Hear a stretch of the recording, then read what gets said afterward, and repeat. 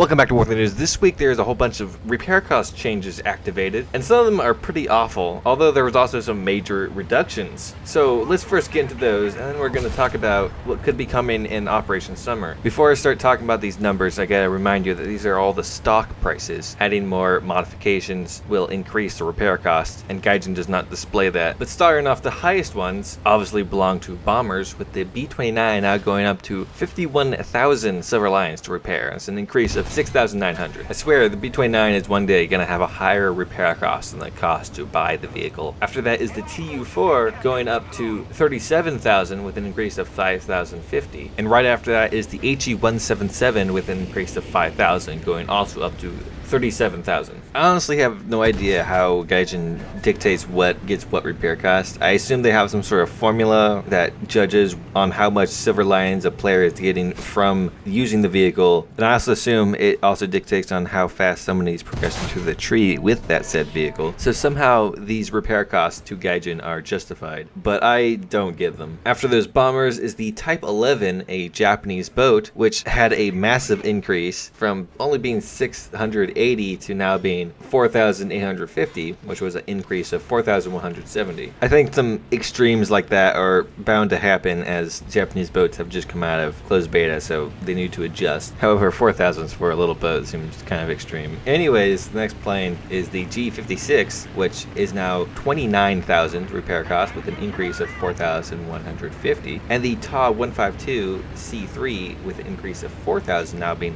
30,000, and the F4U-4B, which had an increase of 3,000, now being 24,000. And of course, I had a good feeling this would happen. The R2Y2 V2 had also an increase of 3,000, now being 22,000 to repair. Gaijin has an issue with over-nerfing a vehicle. Not only did the R2Y2s lose their bomber spawn, but also gained in battle rating, and two of them at least had a pretty hefty repair cost increase, although they always kind of had a hefty repair cost to begin with. The G91YS had an increase of 2,300, now being 20,000 to repair. The Lorraine 40T, which just constantly has a higher and higher repair cost, I swear, is now at 18,340 with a gain of 2,140. The Canberra B Mark II had an increase of 2,100, now being 15,260, and back to the over-nerfing with the T32 now being 15,000 repair with a gain of 2,020. The whole reproduction gaining 2,010 to its repair cost, now also being 15,000, and the T32 E1, which started out with a very hefty 15,000 repair cost, now you can add 2,000 more to that with a total of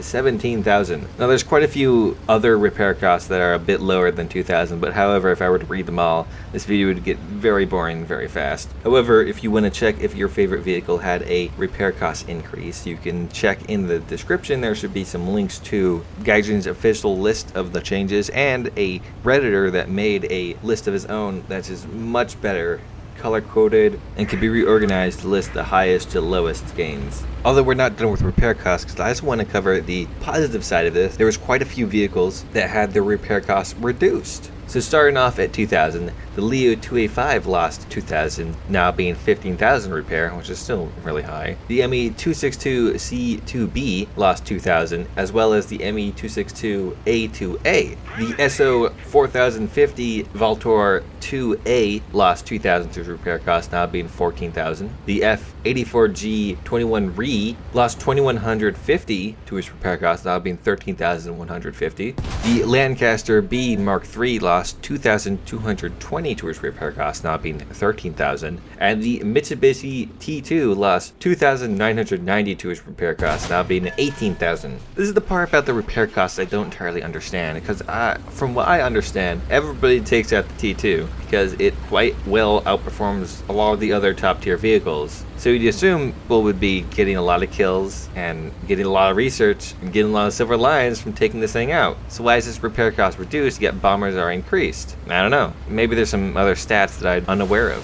After that is the B-57A. We're losing 3,000 to its repair cost, now also being 18,000. And the Hornet Mark III, losing 3,000 to its repair cost, being as well 18,000. And the Lincoln B Mark II, losing 3,310 to its repair cost, now being 24,000. The A6M5 Otsu lost 35,000 to its repair cost, now being 24,000. And the ME264 lost 5,000 to its repair cost, now being 37,000. And what I'd say is the biggest repair cost loss I've ever seen until we get to the next segment. The Strum S lost 9,330 to its repair cost, now being 15,000. Used to be 10,830. That's quite the drop. I'm guessing Gaijin had expectations for this vehicle to be used a lot and really good. Maybe it's trash. I haven't taken out yet. Actually, I've never really seen much videos with it either. And that's all the RB repair costs I want to cover, but I also want to cover some of the arcade repair costs. Not just to give some support to the various arcade players that I know are out there, but some of these changes are quite large and a bit comedic in that sense. So starting out with the gains like we did with RB, the Type 11 gained 2,590, now being 4,290. EE100 gained 2,490, now being 2,000. The TU4 gained 2,220, now being 26,780. The Fla Rock Paz 1 gained 2,120, now being 18,000. The Lincoln B Mark 1 gained 2,000, now being 17,000 in arcade. That's like, ooh. And the T95 gained 1,930, now being 13,000. The repair cost reductions for arcade are where the big ones are. But starting out with the AT-ATs, lost 1,860, now being 14,000. The Project 206 GDR lost 1,870, now being 13,000. The ME264 lost 2,000, now being 10,000. The B57B lost 2,000, now also being 10,000. And the M247 lost 2,000, now being also 10,000. The Canberra B Mark II lost 4,010, now being 24,000. Who plays jets in arcade anyways? But here's for the fun ones. The Stormer HVM lost 11,280 off of its repair cost, now being 5,640. And the Strum S lost 14,100 from its repair cost, now being 1,500. Those are some massive repair cost drops, arcade or not. I have to wonder what Gaijin was originally thinking when they gave them these extremely high repair costs, and assumed that they thought that the vehicles were going to be really good for reasons. But the Stormer HVM, it doesn't even have it has 60 millimeters of penetration. It's basically rocket propelled Bofors. But those are all the repair costs that I wanted to cover. There's some for simulator and more, of course, for lesser amounts. You can check those yourselves in a list either on Gaijin's site, which is horrible, or as I said earlier, there's this Redditor who made a custom list that's color coded and you can adjust it to what value you want. However, repair costs weren't the only things changed. There was also modification RP costs that were changed, in some cases quite significantly. Now I don't want to go read through all of them because it's another boring list. I don't have some awesome Redditors to make a better list for me. So I tell you, just go check your high tier vehicles and see maybe one of the modifications as you're researching you've maybe already unlocked. The other thing I wanted to bring attention in this video is more of just speculation on what exactly do you think we could see for Operation Summer, which should be happening quite soon. There are quite a few vehicles that we could suspect to be coming into game in a event. First up is those leaked models, the many of them, of the airplane ones that I could see coming as event vehicles. I would have to say the IL-20 is a proper idea, as it was a weird prototype ground attacker where I believe its guns could actually point downward. I'm not sure how much of a use it would have in game as a regular tech tree vehicle, but its odd design make for a great event vehicle. The MDR-6 is another Russian flying boat, and the only flying boat that I know of that was armed with rockets. However, personally, I'd prefer this to be in the regular tree, as Russia doesn't have any other flying boats in their normal tree. There's also the TIS-MA, which was a failed heavy fighter prototype. I present this as a possible event vehicle purely on the fact that it has a weird name. Then there's the I-215, which is definitely not a Russian copy of the Meteor. Completely separate designs. Russia never copies other countries' designs. They've never done that. I think I've made this joke a million times. However, as it is a weird jet prototype, I don't think it would be because it's a jet, and I think we've had like 3 event jets, and I'm pretty sure 2 of them are super rares, as in not even I, the great War Thunder YouTuber, can get them. Another weird Russian jet that I might see added is the Tu-12, as it's a Tu-2 with jet engines. That's the entire basis of the design. Could be a great lower tier bomber jet for Russia, but it also could be a pretty silly event vehicle. Also, among the leaked models, there were some weird Japanese planes. For example, the Ki-64, which was a failed prototype, boasting a pretty bizarre design, having singular fuselage but with 2 engines. Then there's the J6K, which was beat out by the N1K. It never entered production, and I'm not even sure if the prototype of it was finished. And then finally the Ki-88, which would be a very weird addition to the game because it was never finished. And if Gaijin were to start adding never finished aircraft, well, there's a few other never finished vehicles that I know a lot of other people would want for certain other countries. There's also that M60 A3 SLEP model that got leaked. A person in the comments assumed that this could be a possibility. However, I'd have to be against that because it seems too advanced and modern. It seems more likely to be after the M60 Rise. Although leaked models aren't the only thing that we can go off of, there's also quite a few vehicles found in the files, some of which have been there for a very long time.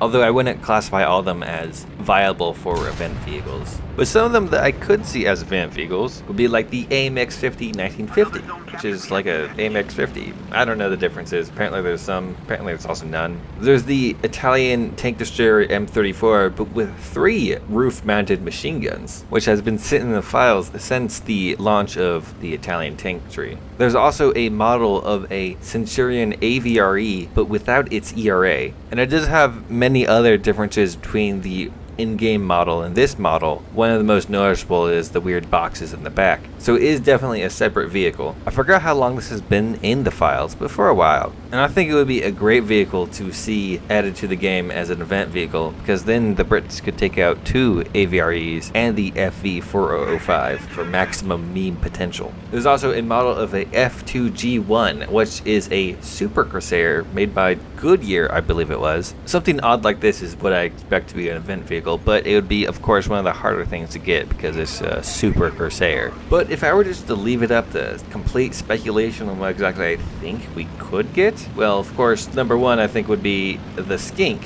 which was talked about actually a while back in a Q&A. However, Gaijin were to add the Skink as an event vehicle, I think they would be undermining the whole reason why the Skink got so much prevalence as a meme. The reason why it does have so much prevalence is because the US tree needed better AA, and this had high fire rates and good guns. Well, sort of good guns. And then people found out it was Canadians. They're like, hey, British tree also needs better AA. And so that's where the meme came from. If it were to be added as an event vehicle, it wouldn't fill the holes that the British or US trees have in their AA lines. And let's be real, it's a Canadian vehicle, so it should go in the British tree, because Canadians, they put pineapple on their pizza. That's just completely un-American. We can't accept any of their bizarre creations. Another addition that I could definitely see Gaijin adding is the Taran, which is an Israeli upgraded T-55 that they captured from Egypt. The reason why I could see them adding this is it seems like they're in the mood to throw random Israeli tanks into every tree. Why not give one to the Russians? I could think of a few reasons, like Israel was a NATO nation and fought against many nations that Russia had allied itself with. Another vehicle I don't entirely see them adding, but I think they will eventually, is the OI. And it being an event vehicle makes a lot of sense because there's not exactly a whole lot of other Japanese heavy tanks. Well, there's a few, but information on them is a bit sparse. However, balancing the OI would be very difficult. It'd probably end up around